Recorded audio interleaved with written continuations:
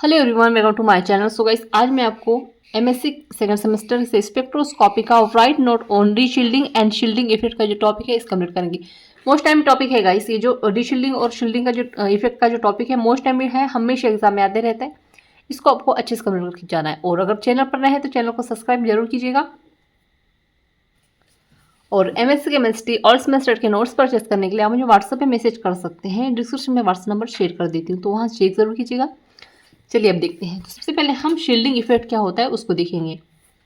तो ये जो आपकी जो यूनिट है, यूनिट फर्स्ट जो है, इसमें आपको शील्डिंग रीशील्डिंग के टॉपिक हमेशा आते रहेंगे। ठीक है, मतलब इसके अंदर आपको शील्डिंग इफेक्ट के बारे में, रीशील्डिंग इफेक्ट के बारे में ज़्यादा पूछा जाता है। तो इसको आपको अच्छे से कंप्लीट करना है बेसिक तौर पर। अब आगे देखिएगा। तो क्या कहें, जब कोई प्रोटॉन मैग्नेटिक फील्ड के अंदर इलेक्ट्रो पॉजिटिव एटम के अधिक करीब मौजूद होता है तो उत्तेजना पैदा करने के लिए अधिक मैग्नेटिक फील्ड की आवश्यकता होती है। इस प्रभाव को शील्डिंग इफेक्ट कहते हैं। यहाँ पर देखिएगा क्या होता है, जो मान लीजिए प्रोटॉन होते हैं, ठीक है। अब प्रोटॉन में मैग्नेटिक फील्ड के अंदर इलेक्ट्रॉन पॉजिटिव एटम के अधिक करीब होता है, ठीक है। जो इलेक्ट्रॉन होंगे वो पॉजिटिव एटम होंगे, उनमें के बहुत ज़्यादा पास होगा। तो क्या होगा, उत्तेजना पैदा करने के लिए अधिक मैग्नेटिक फील्ड की आवश्यकता होगी, ठीक है। और इसी कंडीशन को या इसी रिएक्शन को या इसी प्रक्रिया को क्या कहेंगे हम, इस प्रभाव को हम कहेंगे शील्डिंग इफेक्ट। आया समझ में कि कोई प्रोटॉन अगर मैग्नेटिक फील्ड के अंदर आ जाता है इलेक्ट्रोपॉजिटिव एटम के बहुत ज़्यादा करीब, ठीक है, तो उत्तेजना पैदा करने के लिए हमको किसकी आवश्यकता होगी, मैग्नेटिक फील्ड की आवश्यकता होगी। और इसी प्रभाव को हम क्या कहेंगे, शील्डिंग इफेक्ट कहेंगे। अब इसका एग्जाम्पल देखेंगे आप। तो इसके एग्जाम्पल है सीजियम पोटेशियम से बड़ा तत्व है क्योंकि इसके नाभिक में वैलेंस इलेक्ट्रॉनों को अलग करने वाली ज़्यादा ऑर्बिटल है, इसलिए नाभिक का नियंत्रण कम होता है। या जब आंतरिक इलेक्ट्रॉन की संख्या बढ़ जाती है तो वे सबसे बाहरी इलेक्ट्रॉनों को नाभिक के से ढाल देंगे ताकि सबसे बाहरी इलेक्ट्रॉन किसी भी परमाणु आकर्षण से मुक्त हो जाए। इसे परीक्षण या स्क्रीनिंग प्रभाव कहते हैं, ठीक है। अब इसका एक्सप्लेनेशन देखेंगे। तो क्या कह रहा है कि परीक्षण प्रभाव को परमाणु परीक्षण के रूप में संदर्भित किया जाता है या इलेक्ट्रॉन परीक्षण।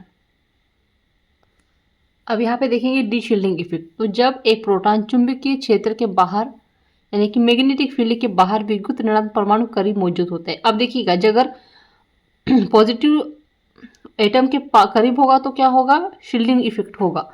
और अगर नेगेटिव एटम के करीब होगा प्रोटॉन तो क्या होगा, डी शील्डिंग इफेक्ट होगा, ठीक है। दोनों में आपको फर्क करना है। तो उत्तेजना पैदा करने के लिए कम नेगेटिव फील्ड की आवश्यकता होगी, ठीक है।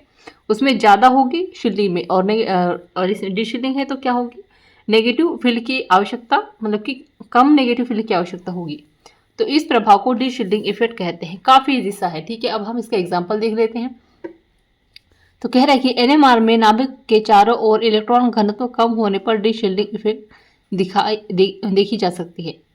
उदाहरण के लिए CH4 प्रोटॉन और CH3Cl प्रोटॉन में Cl एटम के इलेक्ट्रॉन निकालने वाले प्रभाव के कारण हाइड्रोजन नाभिक अप्रतिरक्षित हो जाता है, जिसके परिमाण स्वरूप डी शील्डिंग होता है, ठीक है। तो दोनों आपको डिफरेंस समझ में आ गया होगा, ठीक है। अगर चुंबकीय प्रोटॉन क्षेत्र के यानी जो एक प्रोटॉन होगा वो मैग्नेटिक फील्ड के